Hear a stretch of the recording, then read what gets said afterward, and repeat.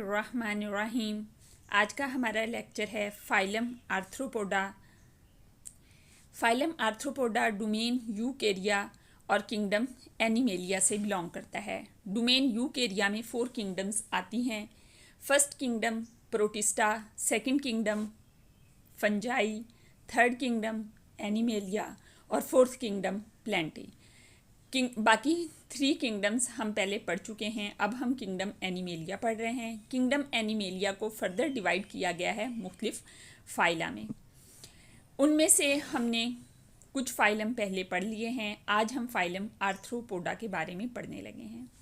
These are organisms of jointed legs. इनकी legs के अंदर ज्वाइंट्स होते हैं, इसी बेस पर हम इनको आइडेंटिफाई करते हैं। तो चलें हम अब इनकी डायग्राम देखते हैं।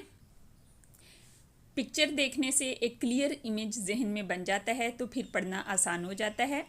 तो आए हम सबसे पहले इसकी ये देख लेते हैं डायग्राम। तो इसमें आप देखें किस किस तरह के ऑर्गेनिजम्स आ रहे हैं।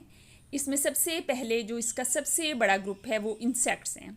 आप देखें कि ये भी एक इंसेक्ट है, ये ग्रास हॉपर है, बटरफ्लाइज, एंट्स, ये सारे जितने भी इंसेक्ट्स हैं वो इसमें आते हैं।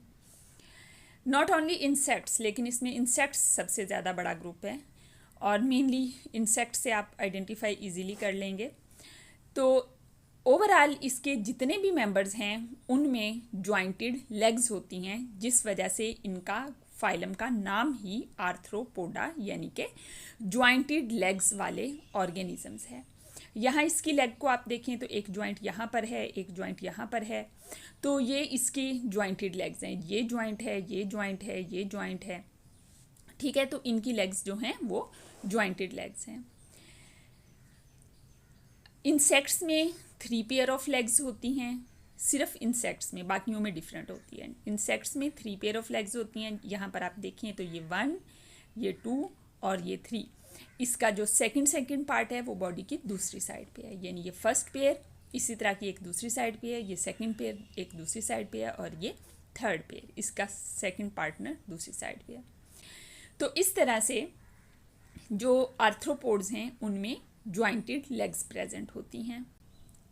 यहाँ आप देखें इसकी भी लेग्स ज्वाइंटेड हैं, इसकी भी लेग्स ज्वाइंटेड हैं, इसकी भी लेग्स ज्वाइंटेड हैं, इसकी भी ज्वाइंटेड हैं। और इनको आप देखें कि ये इनकी हालांकि बॉडी वर्म लाइक है। ठीक है, जैसे हमने नेमाटोडा और एनीलिडा में वर्म लाइक बॉडी पढ़ी है, उसी तरह की बॉडी है इनकी, लेकिन इनकी लेग्स उनसे डिफरेंट हैं। नेमाटोडा में तो लेग्स थी ही नहीं, एनीलिडा में सीटी या पैरापोडिया प्रेजेंट है जो कि ज्वाइंटेड नहीं है। लेकिन यहाँ पर इनमें इनकी बॉडी चाहे वर्म लाइक है, लेकिन इनके अंदर ये अपेंडेजेस पाई जा रही हैं जो कि ज्वाइंटेड है, और इसी वजह से हम इनको फाइलम आर्थ्रोपोडा में रख रहे हैं। तो आर्थ्रोपोडा की एक बड़ी आसान पहचान है, बड़े इजीली आप इनको आइडेंटिफाई कर सकते हैं इनकी ज्वाइंटेड अपेंडेजेस से। चाहे इनकी बॉडी की टाइप जैसी भी है, अगर ज्वाइंटेड अपेंडेजेस प्रेजेंट हैं तो फिर ये आर्थ्रोपोड्स हैं। इसके अलावा आप देख लें कि इनमें से कुछ के विंग्स भी प्रेजेंट हैं। बटरफ्लाई के भी विंग्स हैं, ग्रास हॉपर के भी विंग्स हैं। इसके बहुत सारे मेंबर्स हैं जिनके विंग्स होते हैं और वो फ्लाई कर सकते हैं। कुछ इसमें ऐसे हैं जो कि इस तरह के हैं और वो क्रॉल करते हैं। कुछ ऐसे हैं जो कि इस तरह की लेग्स के हैं और वो वेब बनाकर उसमें रहते हैं। कुछ वाटर में रहने वाले हैं और कुछ एयर के अंदर रहने वाले हैं, कुछ लैंड के ऊपर रहने वाले हैं। तो ये इनकी अपीयरेंस देख के ईजिली आप अंडरस्टैंड कर सकते हैं। यहाँ आपको इसमें इसका डाइजेस्टिव सिस्टम नज़र आ रहा है, जो कि यहाँ पर माउथ प्रेजेंट है और यहाँ पर एनस प्रेजेंट है। तो इसका मतलब है कि इनका डाइजेस्टिव सिस्टम ट्यूब लाइक है, क्योंकि इसमें 2 ओपनिंग्स हैं। ट्यूब लाइक डाइजेस्टिव सिस्टम क्या होता है, जो कि 2 ओपनिंग रखता हो, जिसमें एक माउथ हो और एक एनस हो। और इसमें बहुत ईजीली आप इसका देख सकते हैं कि इसका जो डाइजेस्टिव सिस्टम है वो क्लियरली यहाँ पर नज़र आ रहा है और इसकी डाइजेस्टिव सिस्टम में स्पेशलाइजेशन है। आगे वाला हिस्सा देखें तो ये और तरह का है, फिर बीच में कुछ इस तरह का है, फिर कुछ इस तरह का है, फिर एंड पर ले जाएं तो फिर आगे फिर चेंजेस आती हैं। यानी एक ही लंबी ट्यूब नहीं है, बल्कि इसमें पार्टीशन हुई है उनके फंक्शन के लिहाज से। ठीक है, डिटेल आगे हम लेक्चर में पढ़ेंगे, लेकिन अभी मैं आपको वो चीज़ें बता रही हूँ जो कि देखने से ही आपको पता चल जाती हैं। फिर आप यहाँ पर इनमें देखें कि आपको आइज़ नज़र आ रही हैं, और ये आइज़ जो हैं ये कंपाउंड आइज़ होती हैं जो आम आइज़ से डिफरेंट होती हैं। इसकी डिटेल भी हम पढ़ेंगे। आर्थ्रोपोडा में डाइवर्स ग्रुप्स पाए जाते हैं, यानी कि बड़ी डिफरेंट किस्म के बहुत सारी उनमें डाइवर्सिटी है, ऐसे ग्रुप्स पाए जाते हैं जैसे कि insects, crustaceans, spiders, scorpions, centipedes etcetera. ये हमने जितने भी नाम लिए हैं इन सब की एक दूसरे से बहुत ज़्यादा डिफरेंसेस हैं। तो फिर हमने इनको एक ही ग्रुप में क्यों रखा है? तो वो इस वजह से रखा है कि इन सब में जॉइंटेड अपेंडेजेस पाई जाती हैं, और दूसरी चीज़ ये कि ये एवोल्यूशन में एक दूसरे के करीब पाए जाते हैं। एवोल्यूशन ये साबित करती है, इनके जो जेनेटिक्स है वो ये साबित करती है कि ये एक दूसरे से क्लोजली रिलेटेड है। इनका बॉडी प्लान चाहे एक दूसरे से डिफरेंट है, लेकिन एक दूसरे से क्लोजली रिलेटेड है एवोल्यूशनरी लिहाज से। आर्थ्रोपोडा में डाइवर्स ग्रुप्स पाए जाते हैं, यानी कि बड़ी डिफरेंट किस्म के बहुत सारी उनमें डाइवर्सिटी है। तो इनमें इंसेक्ट्स हैं। इंसेक्ट्स क्या होते हैं? जिनमें 3 पेयर ऑफ लेग्स पाई जाती हैं, जैसे कि बटरफ्लाइज हैं, एंट्स हैं, इस ग्रास हॉपर है, ये सारे इंसेक्ट्स हैं। इनमें 3 पेयर ऑफ लेग्स होती हैं। फिर क्रस्टेशियंस हैं। क्रस्टेशियंस जो हैं ये एक्वेटिक हैं और ये सी, ओशन वगैरह में रहते हैं। स्पाइडर्स आपने घरों में देखे होंगे, कॉमनली पाए जाते हैं। और उसके अलावा स्कॉर्पियंस हैं। स्कॉर्पियंस में बिच्छू और इस तरह के जो भी मेंबर्स हैं वो आते हैं।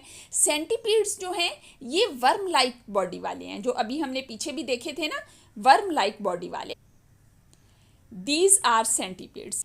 इनका हैबिटेट देखें तो ये हर तरह के हैबिटेट में पाए जाते हैं। हैबिटेट क्या होता है? किसी ऑर्गेनिज्म के रहने की जगह।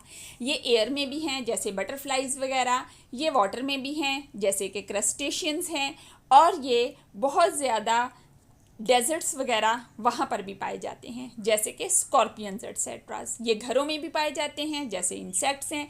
ये घरों से बाहर भी पाए जाते हैं। ये हमारी फसलों पे भी अटैक करते हैं, ये डिजीज़ भी काज करते हैं, ये हमें बेनिफिट्स भी देते हैं। तो ये हर जगह पर पाए जाते हैं, हर तरह के एनवायरनमेंट में ये पाए जाते हैं। Many of terrestrial members can also fly. जो ज़मीन पर पाए जाते हैं वो बहुत सारे ऐसे हैं जो फ्लाई भी कर सकते हैं, जैसे बटरफ्लाई हैं, ग्रास हॉपर है, और भी बहुत सारे इंसेक्ट्स हैं, कॉकरोचेस वगैरह हैं, ये सब फ्लाई कर सकते हैं। सारे तो नहीं करते टेरेस्ट्रियल, लेकिन बहुत सारे इसमें से फ्लाई भी करते हैं। टेरेस्ट्रियल का क्या मतलब होता है? जो लैंड पे रहने वाले होते हैं, खुश्की में रहने वाले होते हैं, उनको टेरेस्ट्रियल कहते हैं। जो वाटर में रहने वाले होते हैं उनको एक्वेटिक कहते हैं। सिर्फ इस फाइलम के लिए ये टर्म्स नहीं हैं, बल्कि कोई भी चीज़ जो वाटर में रहती है वो एक्वेटिक है, और जो लैंड पे रहती है वो टेरेस्ट्रियल है। हम इनके बॉडी प्लान को देखें तो दे आर ट्रिप्लोब्लास्टिक। ट्रिप्लोब्लास्टिक का मतलब क्या है? 3 जर्म लेयर्स से बनने वाले, जिनमें एपिडर्मिस, मीजोडर्मिस और एंडोडर्मिस 3 जर्म लेयर्स पाई जाती हैं इनके एम्ब्रियो में। तो इनको हम क्या कहते हैं?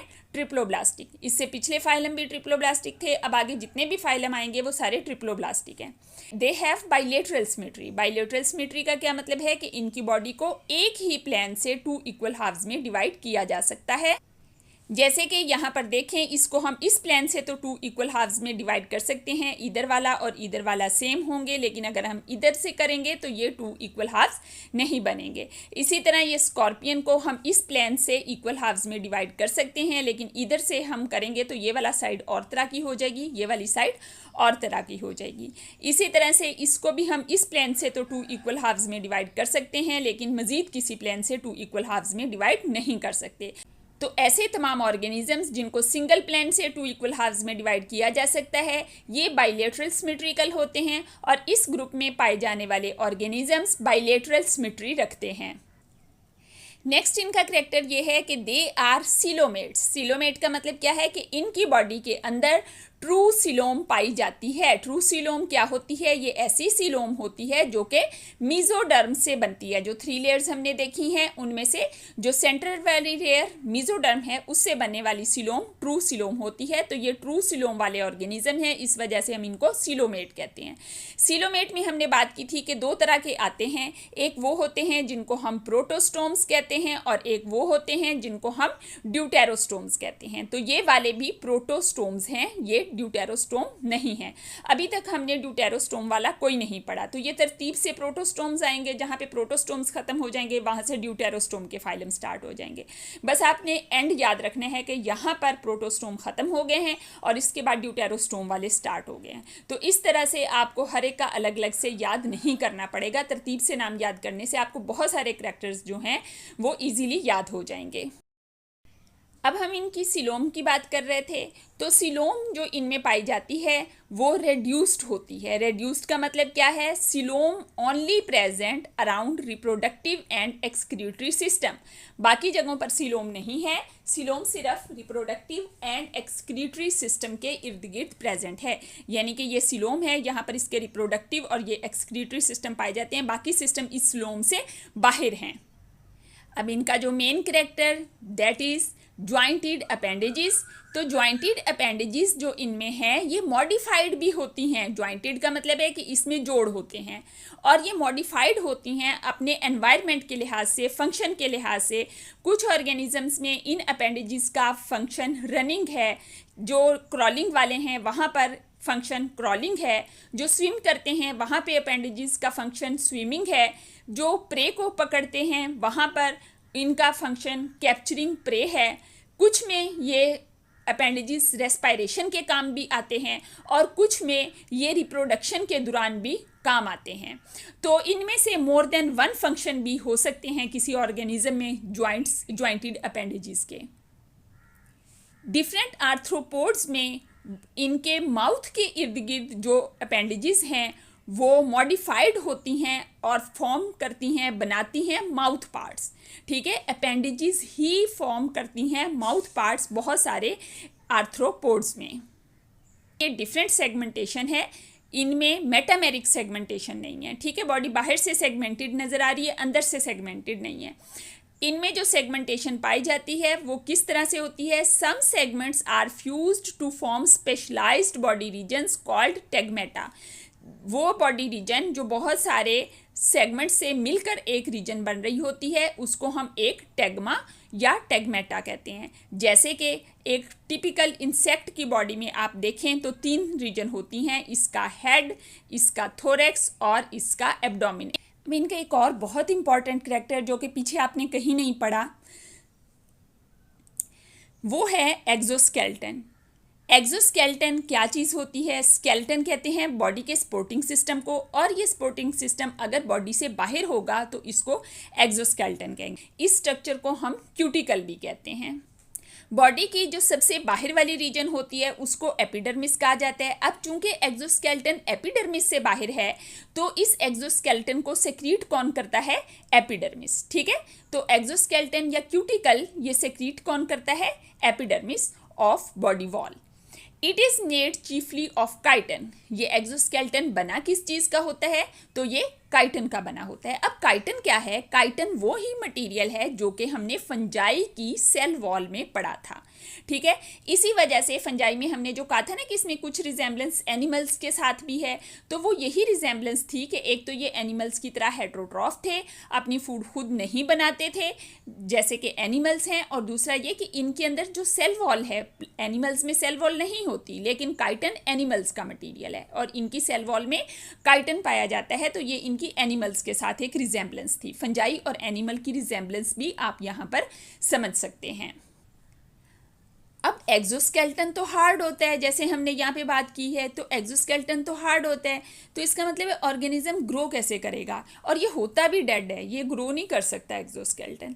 तो अब ऑर्गेनिज्म इसमें ग्रो कैसे करेगा, उसका साइज़ कैसे बढ़ेगा? तो इसमें ऐसा होता है कि जिनका भी साइज़ बढ़ना होता है, जो यंग होते हैं, उनमें ऐसा होता है कि वो अपने इस ओल्ड स्केलेटन को शेड कर देते हैं, फिर अपना साइज़ बढ़ाते हैं और फिर नया एक्सोस्केलेटन बना लेते हैं। और इस प्रोसेस को एक्डाइसिस या मोल्टिंग कहते हैं, जिसमें ये अपना ओल्ड एक्सोस्केलेटन शेड कर देते हैं और फिर साइज इंक्रीज करते हैं और फिर उसके बाद उसको रीसेक्रीट कर लेते हैं अपने एक्सोस्केलेटन को, दैट इज एक्डाइसिस और मोल्टिंग।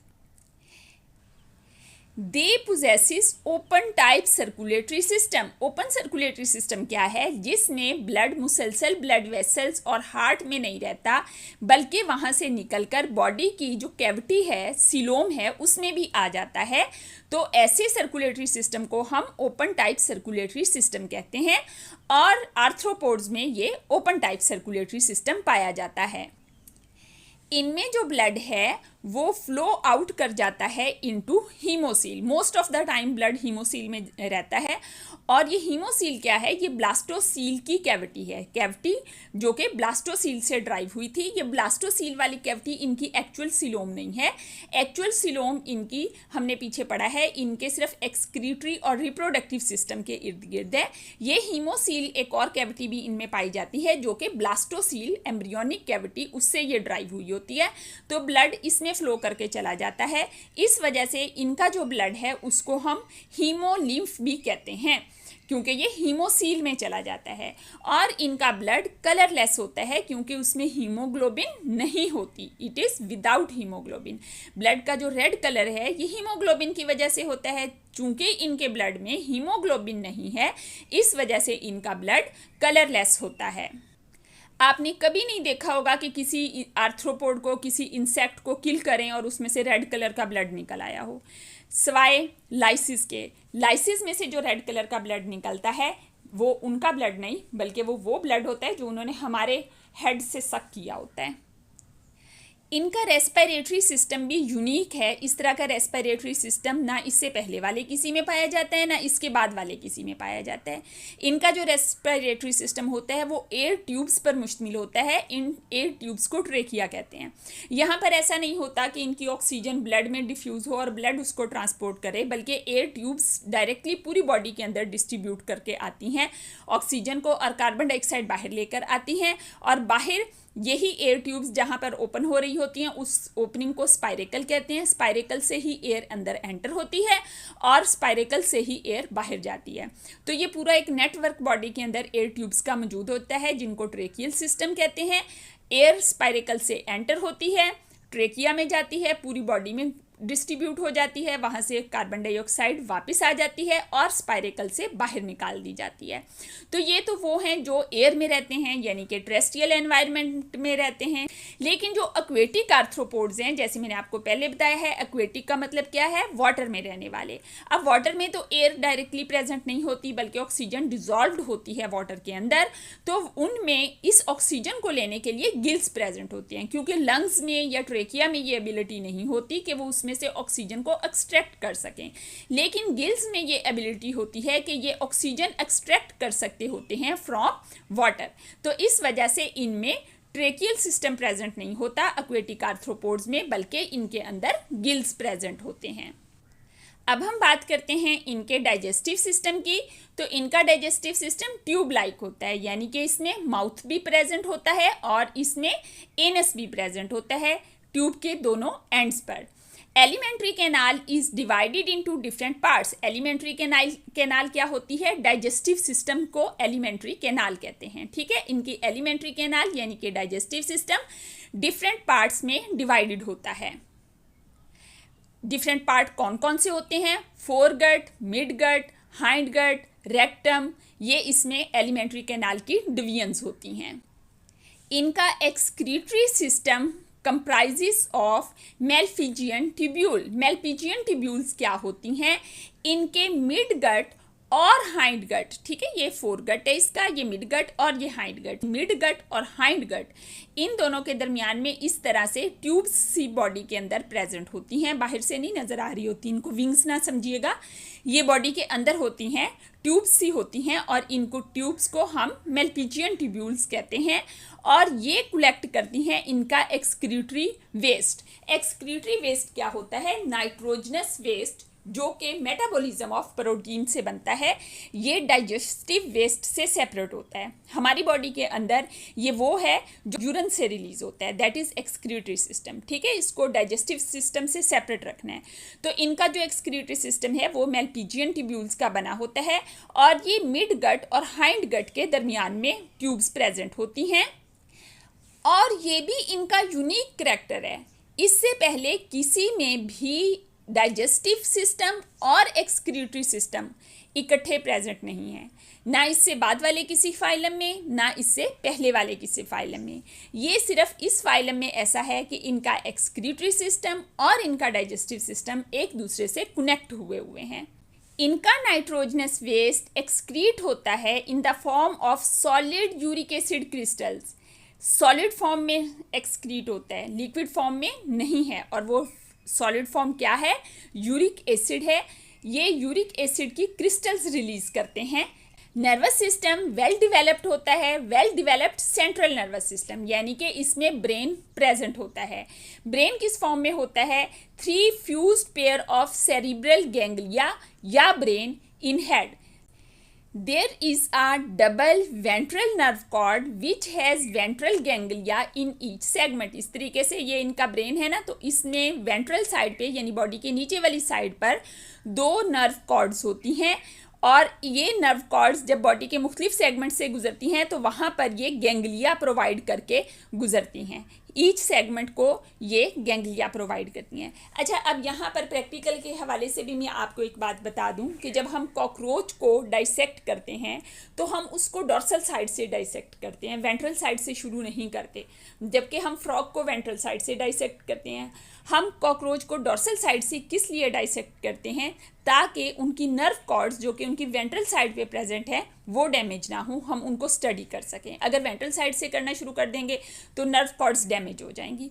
ठीक है, तो इनकी डॉर्सल साइड से कॉकरोचेस को डाइसेक्ट करने की वजह इनकी नर्व कॉर्ड्स का वेंट्रल साइड पे प्रेजेंट होना है। इनमें कंपाउंड आइज पाई जाती हैं। कंपाउंड आइज और एंटीना ये इनके सेंस ऑर्गन्स हैं। Compound eyes more than 1 eyes पर मुश्तमिल होती हैं। ठीक है, इनकी जो आइज है, ये हमें जो एक आई नज़र आ रही होती है उसके अंदर बहुत सारी आइज होती हैं, इनको हम कंपाउंड आइज कहते हैं। और एंटीना अक्सर हम जब इंसेक्ट्स बनाते हैं तो उनके हेड पे इस तरह से बना देते हैं, ये इनके एंटीना होते हैं, इससे ये अपने एनवायरनमेंट को सेंस करते हैं। They can swim, crawl, fly. ये हमने पीछे इनके अपेंडिजेस में भी पढ़ा है कि अपेंडिजेस मॉडिफाइड होती हैं उनके एनवायरनमेंट के अकॉर्डिंग। तो ये अपने हैबिटेट के अकॉर्डिंग, जो वाटर में रहने वाले हैं वो स्विम करते हैं, जो लैंड पे रहते हैं वो क्रॉल करते हैं। ख़ास तौर पर जो पत्तों वगैरह के नीचे रहते हैं, डेजर्ट्स में रहते हैं, जंगलों में रहते हैं, वो क्रॉल करते हैं। और कुछ ऐसे हैं जो कि फ्लाई भी करते हैं। They are unisexual. इनकी रिप्रोडक्शन के बारे में सिर्फ इतना ही बताया कि ये यूनिसेक्सुअल होते हैं। यूनिसेक्सुअल का मतलब क्या है कि मेल इसमें अलग होता है और फीमेल इसमें अलग होती है। ठीक है, यानी मेल कॉकरोच भी होता है, फीमेल कॉकरोच भी होती है। तो ये सेपरेट से सेक्सेस पाई जाती हैं, इसको हम कहते हैं यूनिसेक्सुअल। तो दे आर यूनिसेक्सुअल। तो आज का हमारा लेक्चर इतना ही था। उम्मीद है आपको समझ आ गई होगी। जिस चीज़ की समझ ना आई हो आप लेक्चर को उस जगह से दोबारा सुने तो आई होप आपको समझ आ जाएगी।